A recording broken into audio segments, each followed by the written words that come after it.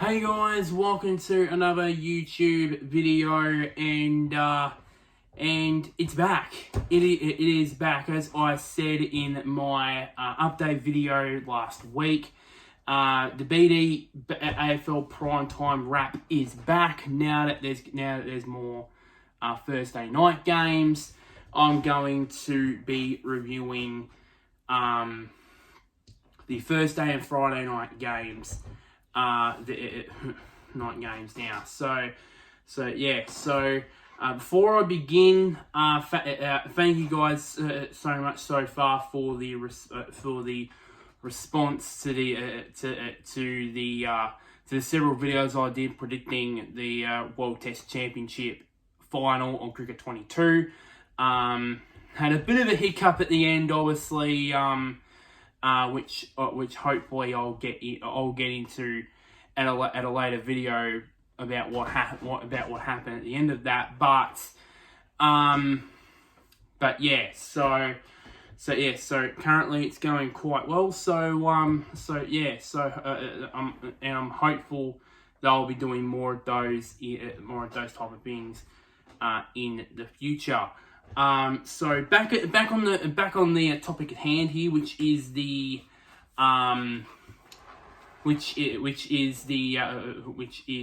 Thursday Friday night matches from this week.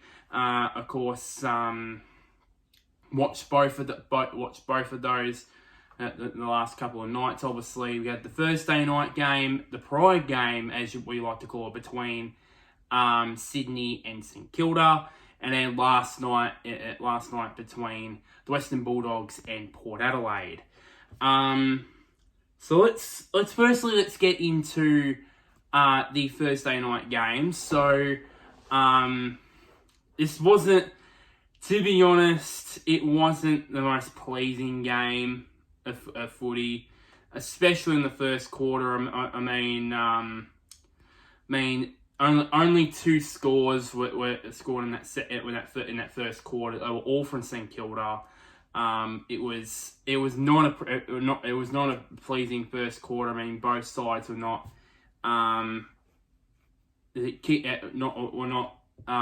clean with the ball as well as they would have liked. But then it really came alive. You know, after that.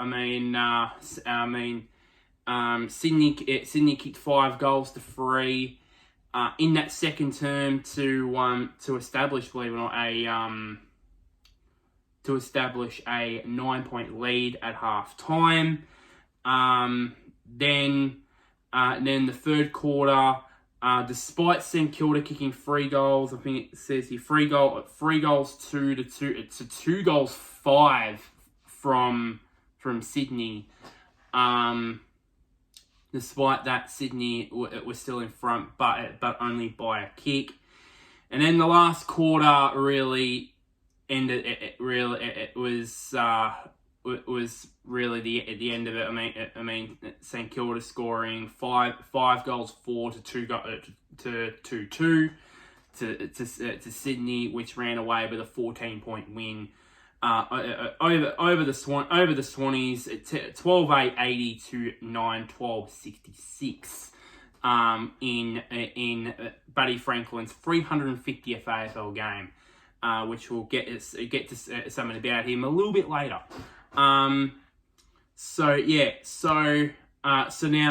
onto the other stats here. So of course, the goal kickers for Sydney. Buddy Franklin and Tom Papley with 2 goals each. Campbell, Clark, Goulden, Lloyd, and Wicks all kicked 1 apiece. While for St Kilda, on the other hand, for St Kilda, Max King led for them with 3 goals. Butler with 2, but unfortunately he will miss next week. He would be missed after being just today been suspended for 1 week for 1 match for a bump on Nick Blakey, which I'll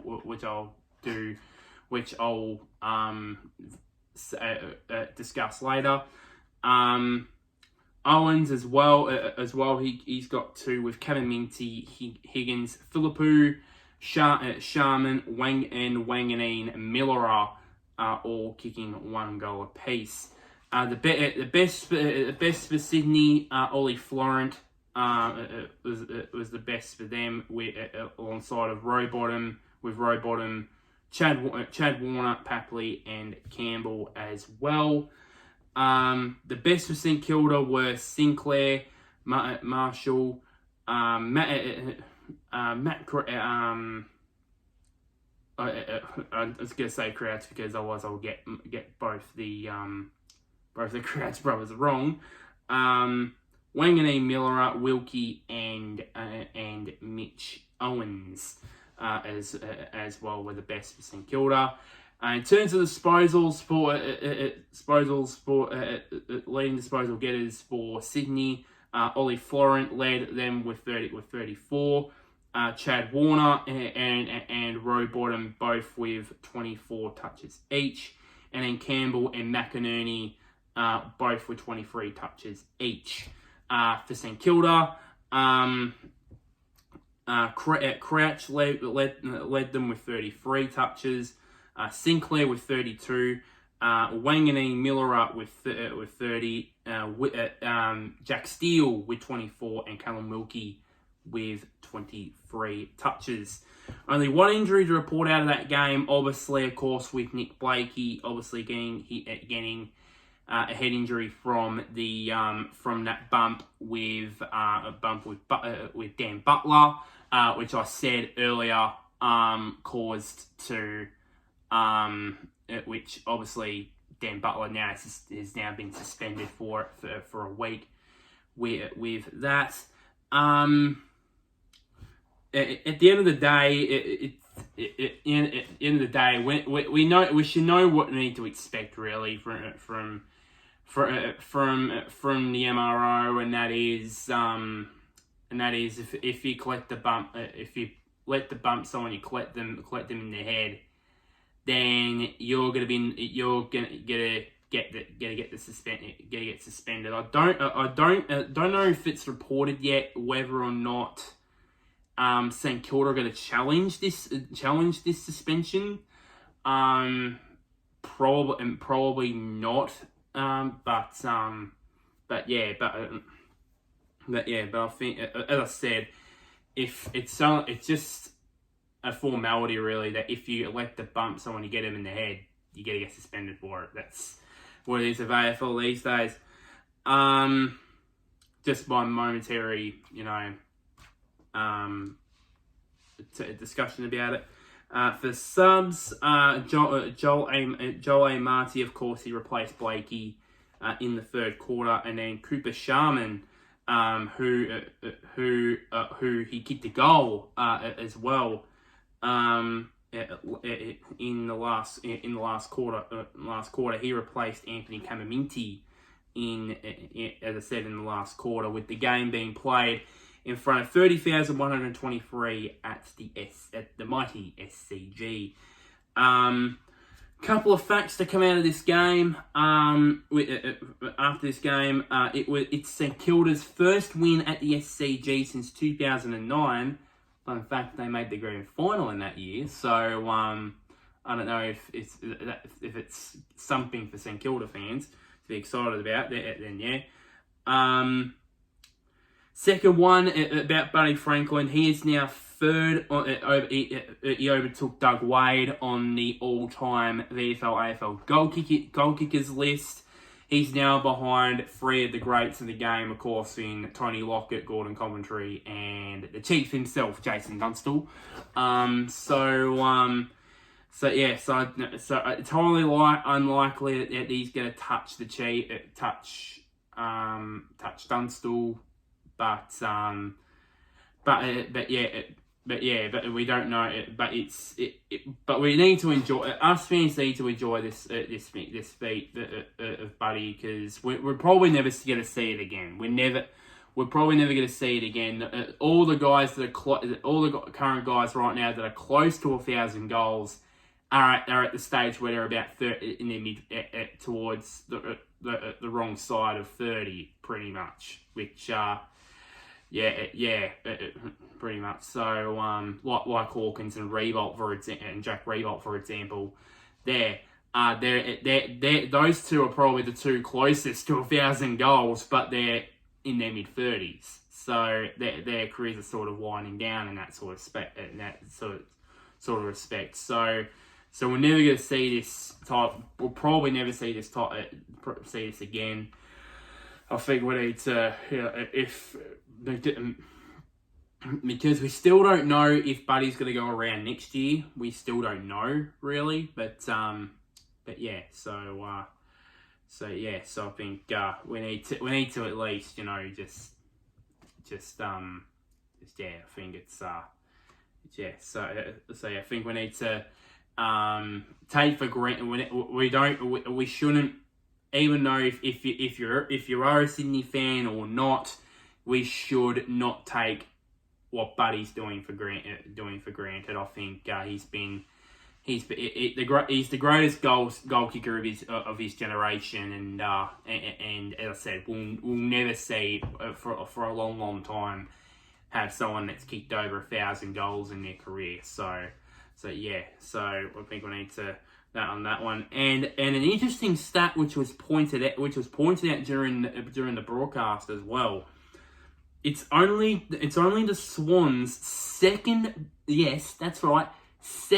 scoreless quarter at home in their club history. I think the only other one was in the late 80s.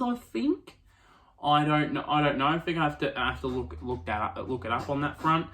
But yeah, that one shocked me. And let's face it, really. And Sydney now, they are. It's they're not in a good position. Obviously, they're currently, I think, 12th. They're currently 12th on the ladder. I think they're still in 12th at the moment. Or possibly down to 13th if Richmond do win against Fremantle tonight, which I think would be on very soon as I'm recording this. So they could be down to at least 13th. Unlucky for some on that front there. But St Kilda. But one last thing before I move on to the Friday night game at St Kilda. There was massive talks after their performance against Hawthorn is there possibility of a repeat from last year? Because remember last year they were in this exact situation in 2022 and they petered out out of the eight and out of the finals race afterwards. So there talks of possibly there might be a repeat happening here, but I believe this performance really has put that sort of negative talk to bed. Really, that St Kilda are definitely a finals contending team in 2023. No doubts there. So moving on to the game that was on last night, as I'm recording this, between the Western Bulldogs and Port Adelaide, and it was a really fast start to the game. I think in the first 5 minutes, I believe there was like two goals each from both the Doggies and the Power. Easy. I think both goals. I believe. For the Power, both those goals were scored by Charlie Dixon. I think this was this. Speaking, I'll say about Big Charlie Dixon in full depth, really. But I think it's his best game I've ever seen him. I've seen him play for a long time. Really, one of the best games he's played for, at least for Port Adelaide. Really, which I'll explain later. But 10 goals ended with 10 goals in the first quarter. Six of them to Port Adelaide. 4 of them from the Western Bulldogs, with the 6th one being after the quarter time siren from from the most underrated key forward in the game, Todd Marshall.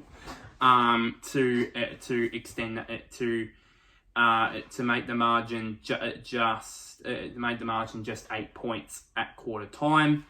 It was sort of the fast-paced game. It sort of slowed down a bit as the game wore on. There was only like 5 goals scored in the second quarter.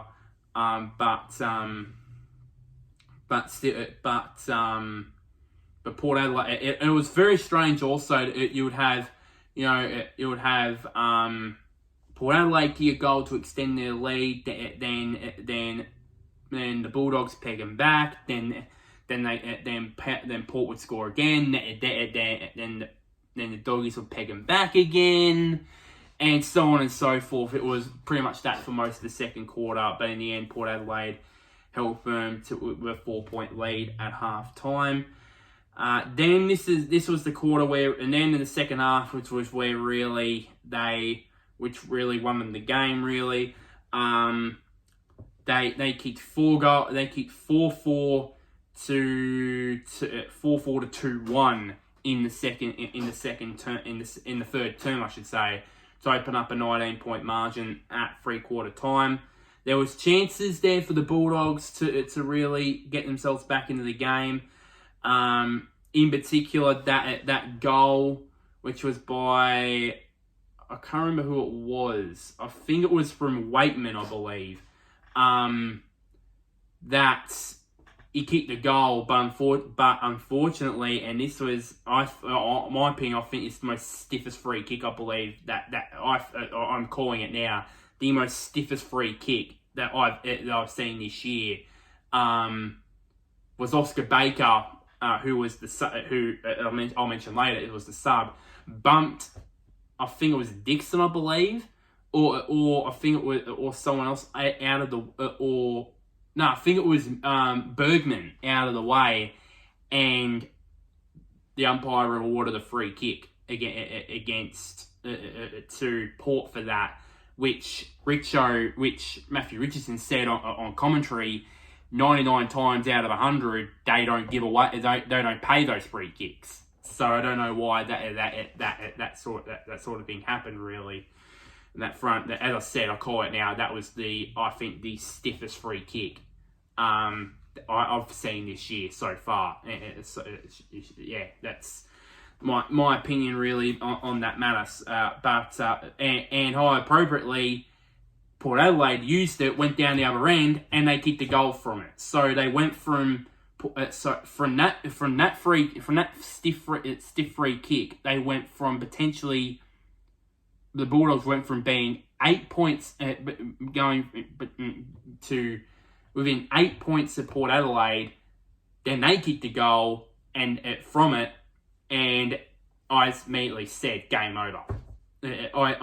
Once that went through, I immediately said to myself, game over, because because that goal would have been, it was also an important time too, and eventually the umpires just awarded a free kick that doesn't, as I said, doesn't get paid 99 times out of 100 in normal AFL games, but this one time it gets paid, and the Bulldogs got punished for it. So in the end, Port Adelaide secured their club record extending 10th straight win by 22 points, 16-11-107 to 13-7-85. So on the other stats here, so the goal kickers for the Western Bulldogs are Cody Waitman. Cody Waitman with 3. Jamari Ugle-Hagan with 2, but definitely could have had a couple. Could have had at least probably 3 or 4 if he had kicked straight. Norton as well, he kicked 2 with West, Treloar, McRae, English, Daniel, and the big man himself, Marcus Bontempelli, kicking 1 goal each as well. Goal kickers for Port Adelaide, Charlie Dixon, with him kicking a bag of 4 goals. Fun fact: 3 of them were the first 3 goals for Port Adelaide in the game. Powell Pepper with 2. Powell Pepper, McEntee, Marshall, and Horn Francis and Jeremy Finlayson both with 2. I love the fact that Jeremy Finlayson did this to the Doggies crowd. I absolutely loved it, really, and yeah. So yeah, and then Rosie, Butters, and Rosie and Butters all both kicked 1 goal each. The best for the Bulldogs were Liberatore, the Bazalenka. He performed well. The good old Bailey Smith in this game. The little man Caleb Daniel, Adam Treloar, and Marcus Bontempelli, the usual suspects for them, or were the best for the Doggies in this match. Port Adelaide, Butters, Zach Butters, obviously he's probably one of, if not the most informed midfielder in the competition right now. No doubt about it, really. Charlie Dixon, I said earlier, this was probably one of the best games that Charlie Dixon's played for Port Adelaide, in my personal opinion. I think you can tell from the opening parts of this game where he was clunking marks. I remember there was this one contest, I think it was kicked inside 50. It all was set up for Josh Bruce to take an intercept mark. Charlie Dixon was like 20 metres, was like 10 metres away from him. Still, he wasn't running, he was jogging in. This is how high the ball ended up kicking inside 50, and he still ended up taking the mark and ended up kicking the goal from it, which was, I think, it was his 3rd in the end at that one. He was massively he was massively impactful as well with Butters in this. I think if I were to give a best on ground, I'll give it to both Butters and Dixon on that front. The others as well, Jones, Rosie, and Horn Francis. Now, I'm going to put this away for a second because, speaking of Horn Francis, I need to settle this once and for all, in my opinion, about this booing of Jason Horn Francis. I've always said in my mind loads and loads of times since this has happened. But if it was North Melbourne, I would have accepted it. Because, obviously, he played for North Melbourne and he, after 1 year, left them to go home at Port Adelaide. But the other teams, they don't have the right to boo a 19-year-old.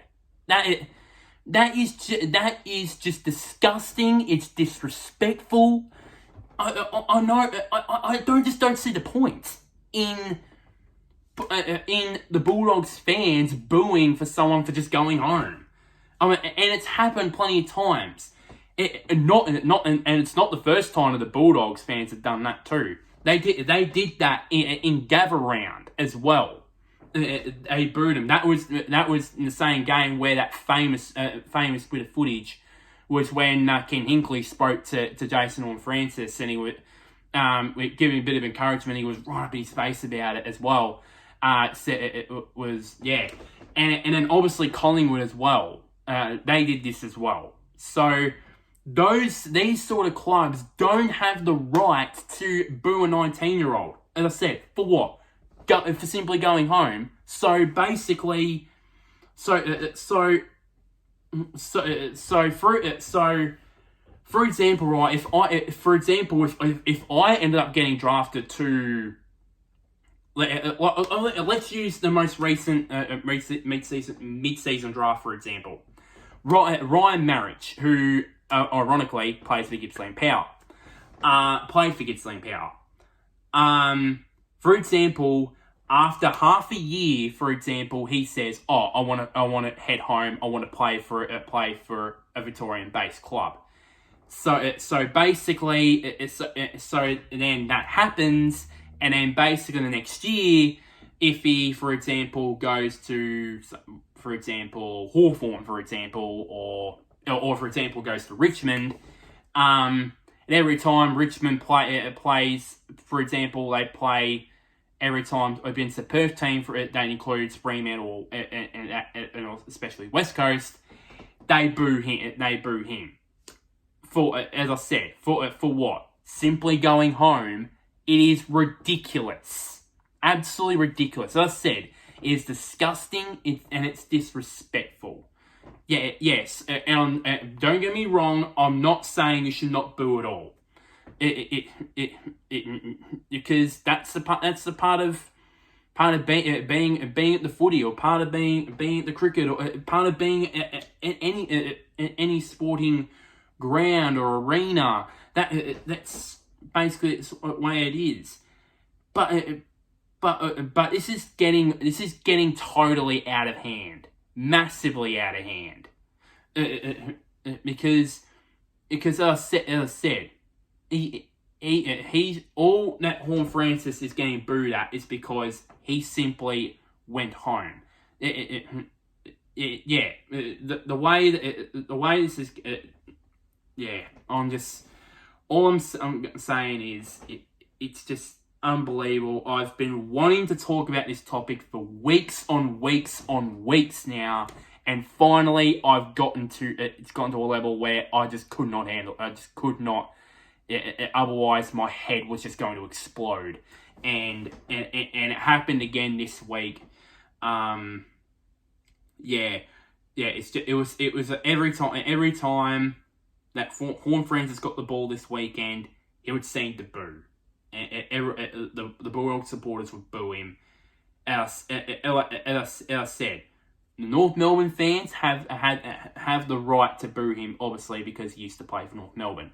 The other clubs, they don't have the right to enter in this conversation to boo simply a 19-year-old for going home, because more and more likely. Like, for example, right, for me, for Essendon, there would be plenty of other players that are outside of Victoria. So, and it goes the same thing too for for every single team in this league, from Collingwood, Richmond, Hawthorn, they all have players. Carlton, they all have players also that probably deep down want to go home, but not home to their separate teams in South Australia, West Australia, and all that. But they don't because it's a because the club they're playing for is a massive club. So yeah, and then on the other side of things, I said for Horn Francis. He goes home, and he ends up getting booed. I'm glad that Brad Scott openly came out with this as well. This is before the Port Adelaide game, when we played them at Adelaide Oval. It came out and said, and demanded the Essendon supporters to not boo, because I wasn't going to do it anyways. Even if I went into the game later this year where they do versus Port at Marvel Stadium, I wasn't going to boo anyways. So this needs to be settled once and for all. I know it's just probably going to be a one year thing, because obviously, but true, after next year probably it will get easier for him. So yeah, that was my massive rant, I think. So getting back on track here. So the disposals for the leading ball getters for the Western Bulldogs. Treloar with 34, Liberatore with 33, Bontempelli with 31, Dale with 30, and Caleb Daniel with 29 touches. For Port Adelaide, the Butters was the only one that had over 30 touches with 31.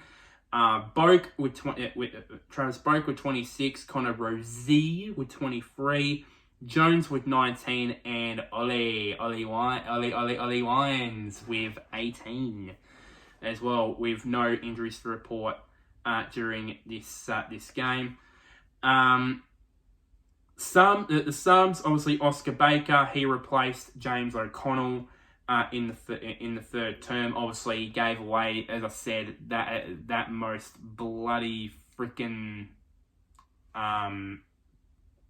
softest free kick you ever see from the goal square.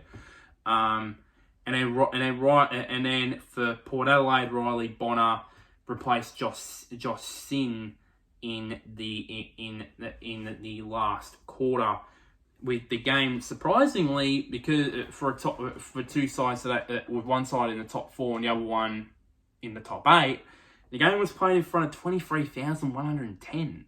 So it wasn't quite an interesting. The Bulldogs fans didn't want to turn up for that one. So yeah. Fun fact also about that one, as I said earlier, this is the first time in Port Adelaide's history in the AFL they've won 10 straight games. So the Warren Treadway curse of him saying that Ken Hinkley's job would be untenable is continuing on. So I believe, in full disclosure, I believe it was the wrong decision. It was, at the time, it was a wrong call. Really, it was how appropriate was discussed after their loss in the showdown against the Crows. And all of them were different. And it's fair to say these 10 wins in a row have all come in different ways. Of course, there was the Sydney game, the two games, the Sydney game, the Essendon game, where they both won in tight games.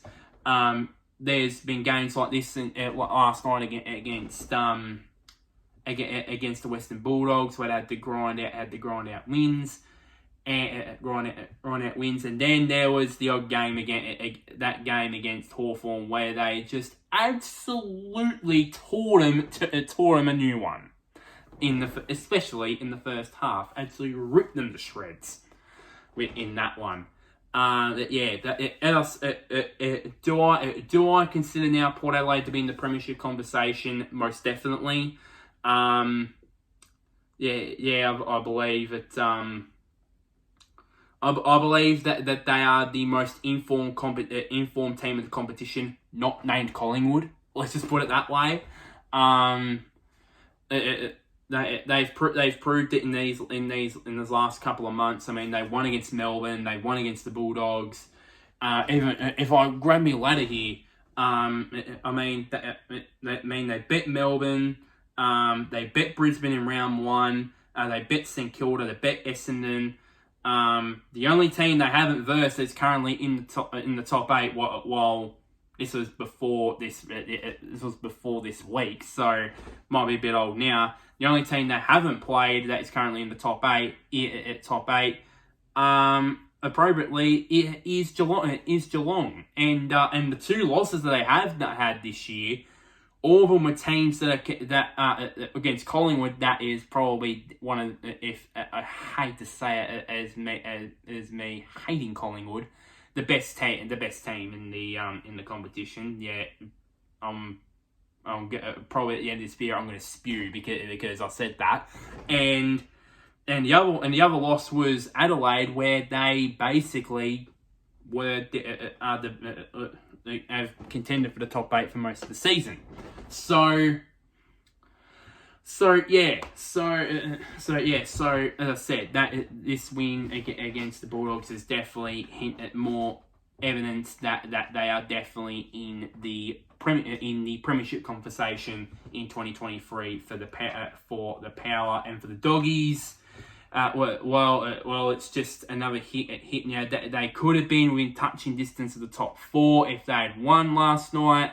They didn't, so that means that luckily Geelong do have the bye, so they will be in the top 8 this week at the end of this week. But I think. I believe it's it's going to be a tough one now that they're a game from the top 4. So I think their top 4 chances of finishing top 4 have really taken a bit of a hit, really, for the Doggies. So that is just about it for this video. So like this video. Share to anybody who's an AFL fan or a St Kilda fan or a Port Adelaide fan. Comment down below. Do you agree with what I've said in this video, especially the Jason Horne-Francis booing topic? Do you agree with me on those ones? And lastly, somewhere down there, click on the big red button, which is labeled subscribe. But until next time, guys, I'll see you guys later, and wherever you may be, may the sun or the moon shine on you. It was definitely a perfect 10 in a row for Port last night, and particularly, and St Kilda proved the doubters wrong in that case on Thursday night in the Pride game.